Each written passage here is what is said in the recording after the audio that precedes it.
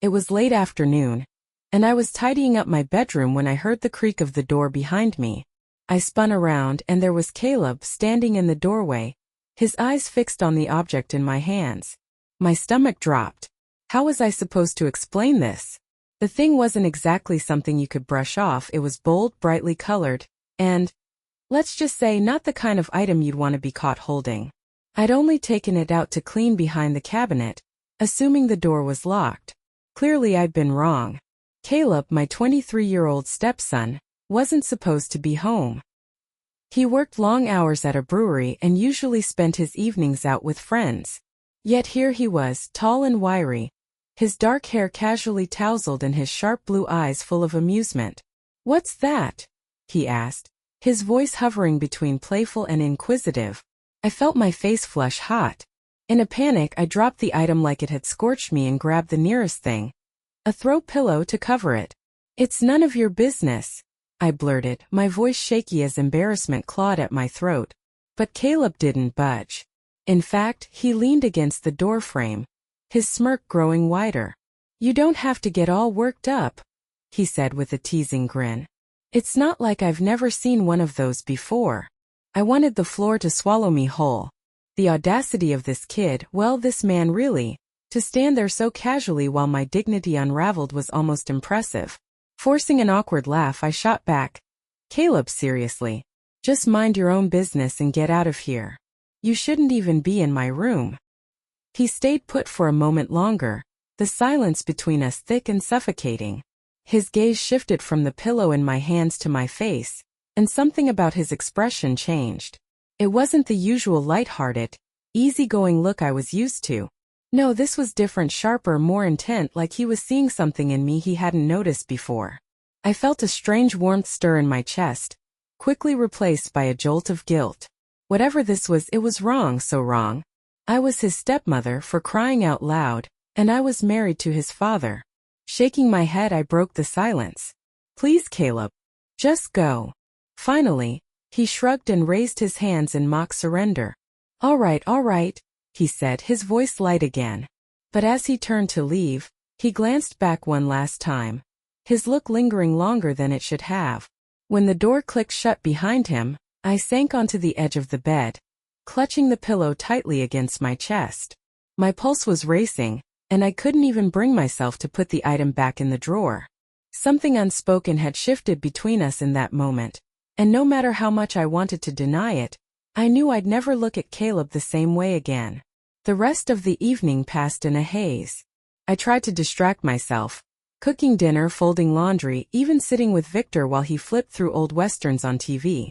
But Caleb's smirk, that flicker of something in his eyes, wouldn't leave my mind. Victor didn't seem to notice my distraction. Not that it was unusual. For years he'd been wrapped up in his hobbies: gardening, woodworking, and solving crossword puzzles.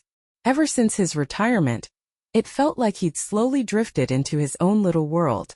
I didn't blame him for it, not really. Resentment would have been too easy. But sometimes I felt more like his caretaker than his wife. At one point, I glanced down the hall and saw the faint shadow of Caleb moving around in his room. The low thrum of bass-heavy music seeped through his door, a sharp contrast to the quiet stillness of the rest of the house. My heart fluttered for no reason I could explain, and I quickly turned back to Victor, who was snoring softly in his recliner. Later, while cleaning up in the kitchen, Caleb appeared. His bare feet barely made a sound on the hardwood floor, and his rumpled t-shirt and sweatpants gave him an effortless, laid-back look. "Hey," he greeted casually, grabbing a bottle of water from the fridge. "You're up late." "I could say the same about you," I replied, trying to keep my tone neutral. He smirked, leaning against the counter. "Just needed to unwind. It's not easy living here sometimes." His comment caught me off guard. "What do you mean?" He shrugged, his expression softening. "I don't know. Moving back in. I just feel out of place." Despite everything, his words tugged at my heart. "It's only temporary," I said gently. "You'll figure it out. You're smart and capable. You'll land on your feet." "Thanks, Laura," he said, his voice quieter now. "That means a lot." We stood there in silence, the kitchen suddenly feeling smaller. His gaze lingered on mine, and for a moment, I felt that same unsettling warmth rise in my chest. Clearing my throat, I turned away and busied myself wiping the counter, desperate to shake the tension. But Caleb wasn't finished. "About earlier," he started, his voice playful again. "You don't have to be embarrassed, you know? We're all human." I froze, my hand gripping the cloth. "Let's not talk about that, okay? It was an accident, and it doesn't need to come up again." "Okay," he said, holding up his hands in mock surrender. But his smile had that same teasing edge that made my stomach flip. He walked past me then, close enough that I caught the faint scent of his cologne. I didn't turn around, but I felt his presence linger before he left the room. That night, lying next to Victor in bed, my mind raced. What was happening to me, to this house? For years, I'd kept everything in order, maintaining boundaries that should never be crossed. But Caleb had a way of pushing those boundaries even without trying. And the scariest part? I wasn't entirely sure I wanted him to stop. The next morning, I did my best to act normal. I made breakfast, eggs, toast, and coffee for Victor, a smoothie for me. Caleb was the last to come in, his hair damp from a shower. He greeted Victor with a casual morning, and flashed me a warm smile that sent my pulse racing. As the three of us sat at the table, I felt his hand brush mine when he passed the salt. It was subtle, but deliberate enough to make my heart skip a beat. Victor, of course, noticed nothing. After breakfast, Caleb offered to help clean up, which surprised me. "You don't have to," I said, stacking plates in the sink. "I want to," he replied, already grabbing a dish towel. We worked in silence, but the air between us felt charged, like an unspoken tension simmered just beneath the surface. The next morning started like any other, simple, predictable, and mindless. I fixed breakfast while Victor shuffled around in his slippers, grumbling about the morning news. Alden didn't show up until the smell of coffee must have lured him in. His damp hair was still messy from his shower, and he wore the same lazy grin that had become his signature.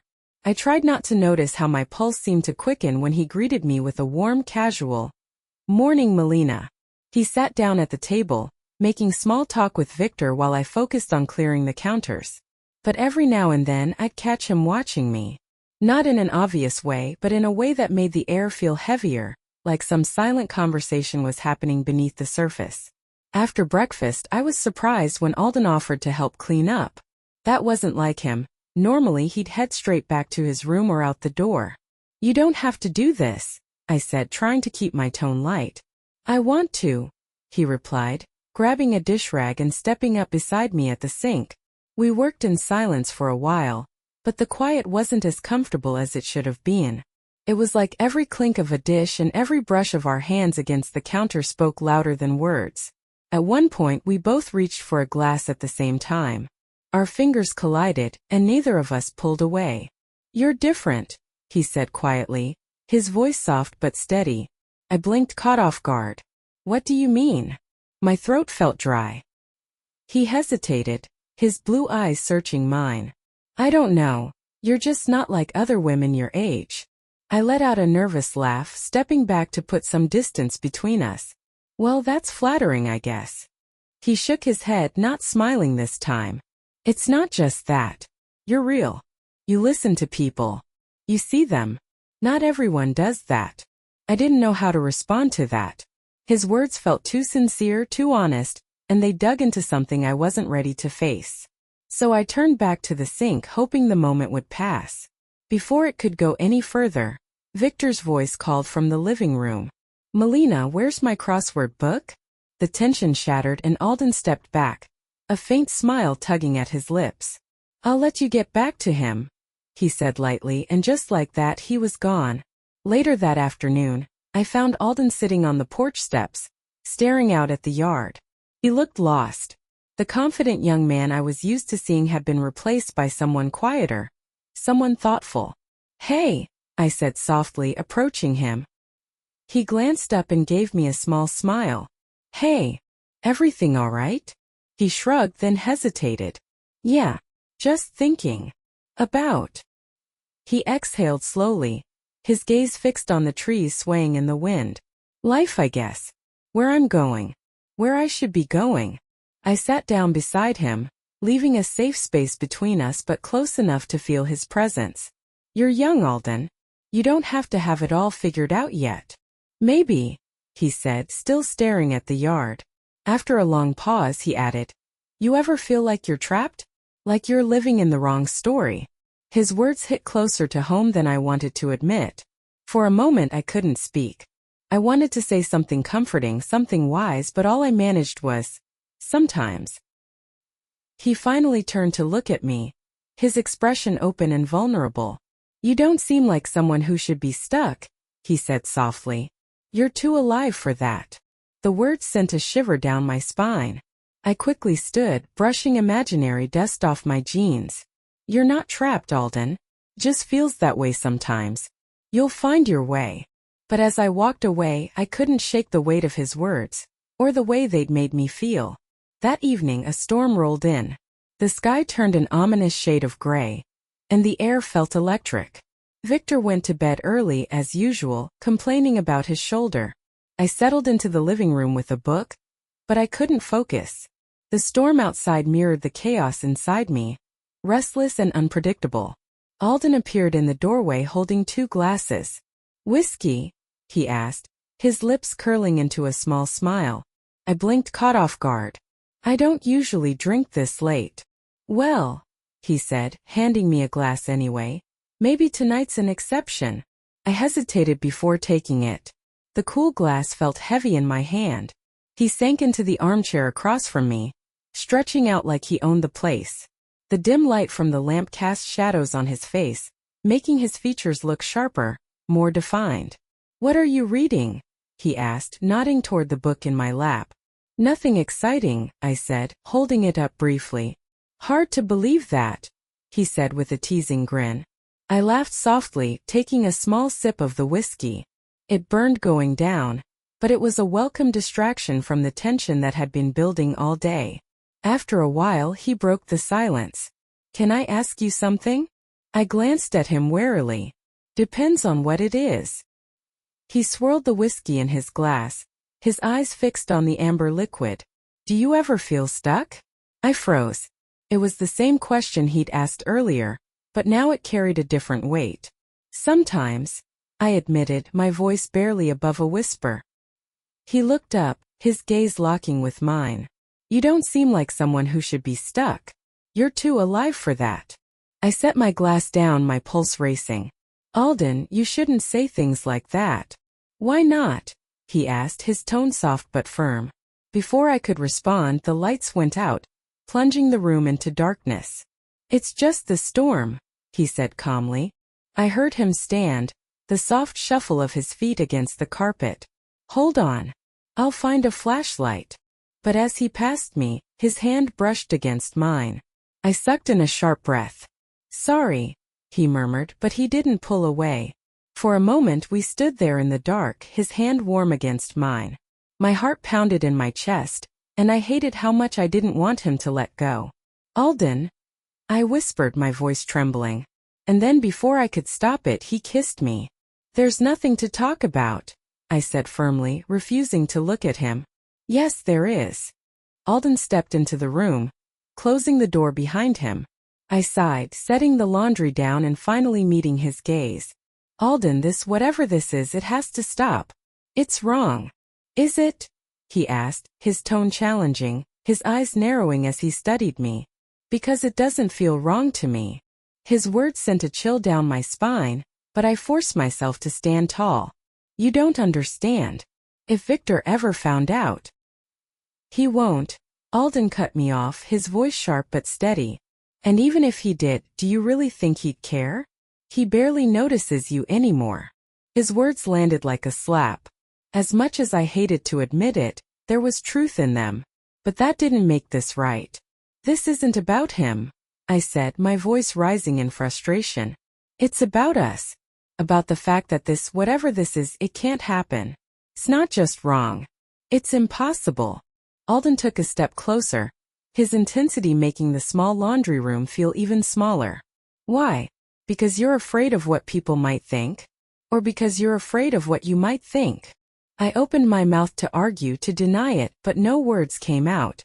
Melina, he said softly, his voice a mix of frustration and longing. I'm not trying to make this harder for you, but I can't pretend I don't feel something for you.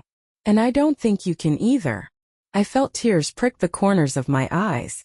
I looked away, unable to meet his gaze any longer. You don't understand, I whispered. Then explain it to me, he pleaded. But I couldn't. How could I possibly explain the guilt, the fear, the yearning? I shook my head, brushing past him as I left the room without another word. That night I lay awake in bed, staring at the ceiling while Victor snored softly beside me. My mind was a tangled mess of thoughts and emotions I couldn't seem to untangle. I finally gave up on sleep and slipped out of bed, hoping a glass of water might calm my nerves. As I stepped into the hallway, I froze. Alden was standing in his doorway, leaning casually against the frame like he'd been waiting for me. Can't sleep? He asked, his voice low and calm. I shook my head, not trusting myself to speak. For a long moment we just stared at each other, the silence heavy and charged. Then without a word, I turned and walked back to my room, closing the door behind me. But even as I lay down again, I knew this wasn't over. Whatever this was, this impossible, dangerous thing between us, it wasn't going away. And the truth was, I wasn't sure I wanted it to. The next time it happened, there was no storm to blame, no flickering lights to hide behind. This time it was deliberate. I was in the laundry room again, pulling warm towels from the dryer. The steady rhythm of folding them offered a sense of normalcy, a distraction from the chaos in my head. The house was quiet. Victor had gone to a friend's house to watch a game, and I thought I had the place to myself. Then I heard the soft creak of the floorboards behind me. You're always working, Alden said, his voice light. But there was something underneath it, something heavier. I didn't turn around. Someone has to, I replied, keeping my tone neutral. He chuckled softly. Fair enough. But don't you ever get tired of it? Tired of what? Taking care of everything. Taking care of everyone. When's the last time someone took care of you? His words hit me like a punch to the gut.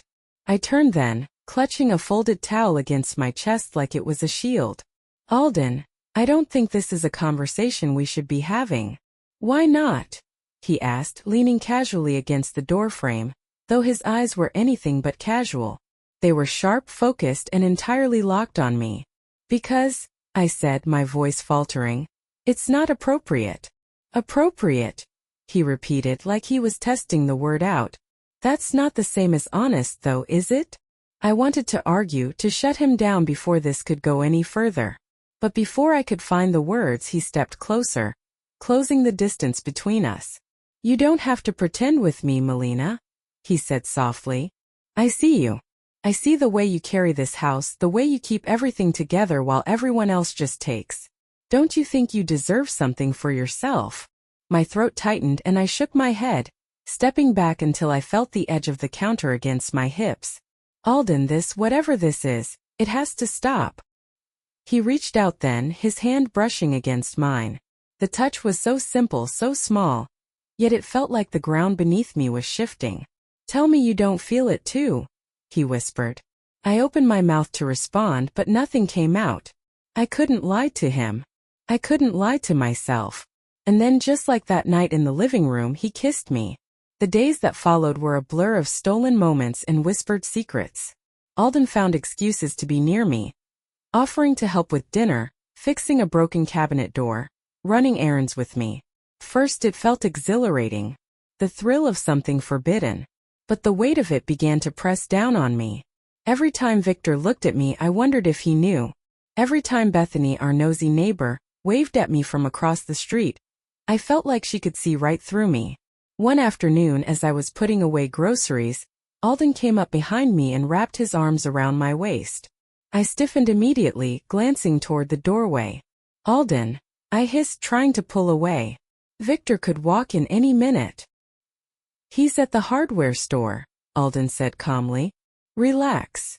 But I couldn't relax. The paranoia was starting to eat away at me. Alden, you don't understand, I said, my voice trembling. He turned me around gently, his hands resting on my arms. Then make me understand, Melina, he said softly. I looked into his eyes and for a moment I wanted to give in, to tell him everything. But I couldn't. Instead I pulled away, turning back to the groceries. He sighed but didn't press me further. And yet I knew this wasn't over. It was never over. "We need to talk," I said, turning to face Alden, my heart pounding. "About what?" he asked, his expression unreadable, though his jaw twitched slightly. "About this. About us."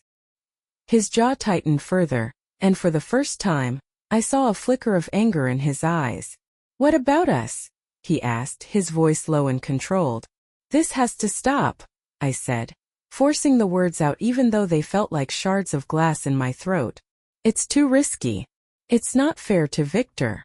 "Fair to Victor?" Alden repeated, his voice rising with frustration. "What about fair to you? Do you even hear yourself? You're so busy worrying about him that you don't even think about what you want."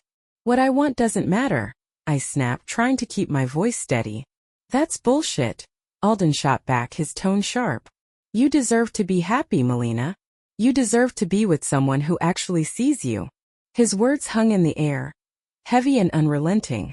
I wanted to argue, to tell him he was wrong, but I couldn't. Deep down I knew he was right. The breaking point came a few weeks later.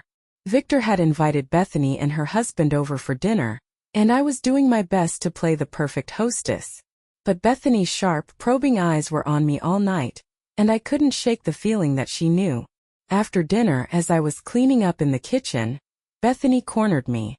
"You've been awfully distracted lately," she said, her tone casual but her eyes far too knowing. "Just busy," I replied, forcing a smile.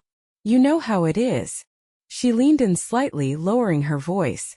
"Does Victor know?" I froze, my heart pounding so hard I thought she might hear it. "No," I managed to say, my voice barely above a whisper. She shrugged, her expression unreadable. "Whatever's going on with you and Alden?" I felt like the ground had been ripped out from under me. "I don't know what you're talking about," I said, my voice shaking. Bethany smiled, but it didn't reach her eyes. "Just be careful, Melina. Secrets have a way of coming out."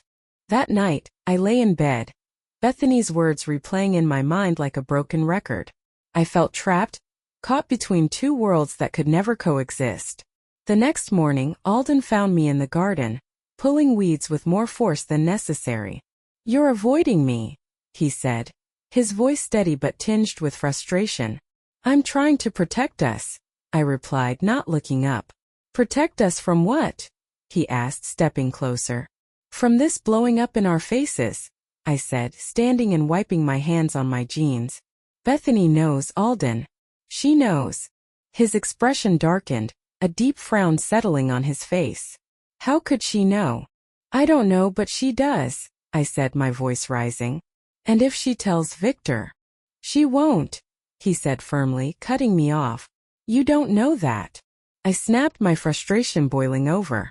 "You don't understand how dangerous this is." Alden grabbed my hand, his grip strong but not harsh. "What I understand is that I don't want to lose you." The raw emotion in his voice caught me off guard. And for a moment, I didn't know what to say.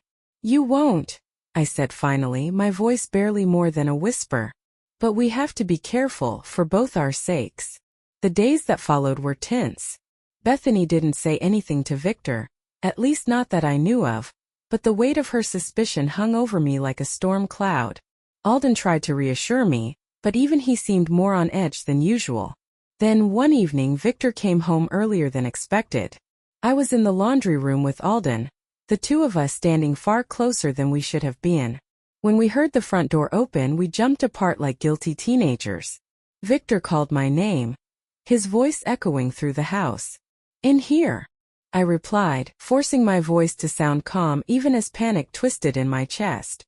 Victor appeared in the doorway, his eyes sweeping over the room. For a moment, I thought he was going to say something, but then he just nodded. "Dinner ready?" he asked. "Almost," I replied, my voice steady despite the chaos inside me. He left without another word, but the way his eyes lingered on me left a chill I couldn't shake. That night I couldn't sleep. I kept replaying the moment in the laundry room, the way Victor's gaze had seemed to pierce right through me. I felt like I was standing on the edge of a cliff, and it was only a matter of time before everything came crashing down. And yet, despite everything, I couldn't bring myself to end it. Whatever this was between Alden and me, it felt too big, too consuming to simply walk away from. But deep down, I knew the storm wasn't over. It was just beginning. It started with Victor coming home early again. But this time it wasn't just the timing that caught me off guard. He stepped into the house, his face tight, his expression unreadable as he set his briefcase down with a deliberate thud. "Alden," Victor called, his voice sharp enough to make my stomach drop. Alden appeared moments later, his casual demeanor contrasting with Victor's obvious tension. "Yeah?" Alden asked, his voice calm, though his eyes flicked toward me briefly. "I need to talk to you," Victor said, his tone holding an edge I'd never heard before. I couldn't move, couldn't breathe as the space between the three of us seemed to collapse. "Sure," Alden said, though his gaze lingered on me for a second too long. Victor didn't say anything else. He turned and walked down the hallway, Alden following him without hesitation. The silence that followed was deafening. I stood frozen in the kitchen, my heart pounding in my ears as I waited for what felt like an eternity. When Victor returned, his eyes were different, colder, sharper, and far too knowing. He looked at me, his voice low and tight. "You and Alden," he said, pausing for a moment that felt like an eternity. "I know,"